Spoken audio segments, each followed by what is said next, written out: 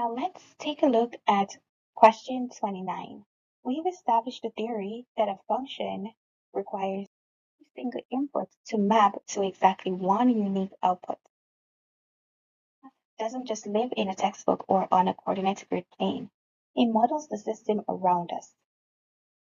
Let's look at how the strict rule of uniqueness plays out in everyday scenarios and learn how to spot a true function when evaluating a real-world scenario to see if it qualifies as a mathematical function. You must always ask yourself, if I select one specific item as my input, is there any possibility that it links to multiple targets? If an input can branch out to more than one output, it immediately fails the definition of a function.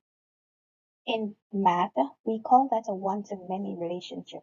For a process to be a valid function, each input must yield one and only one definitive result.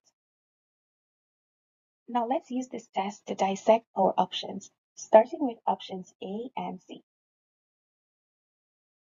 Option A suggests mapping every citizen to all the phone numbers they have ever registered.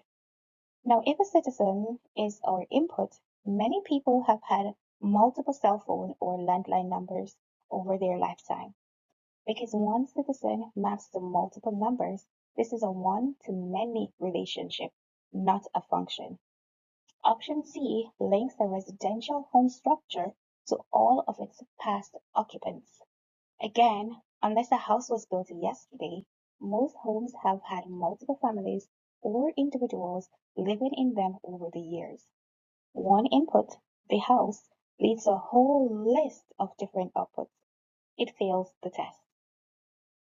Now let's look at option D, which matches an author to every book title they have ever published.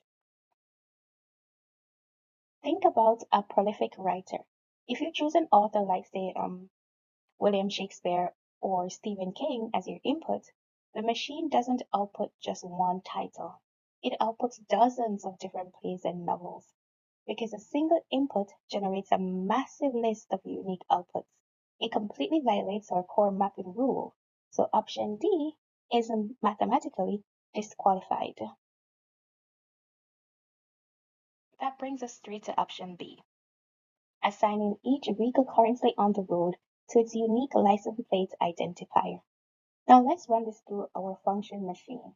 If your input is a specific physical car currently driving on the highway, it can legally be registered to exactly one unique license plate at that exact moment. You will never see a single car simultaneously displaying two entirely different legal license plates. Because every unique input vehicle maps to exactly one unique output identifier, this relationship is perfectly predictable, perfectly consistent, and mathematically sound.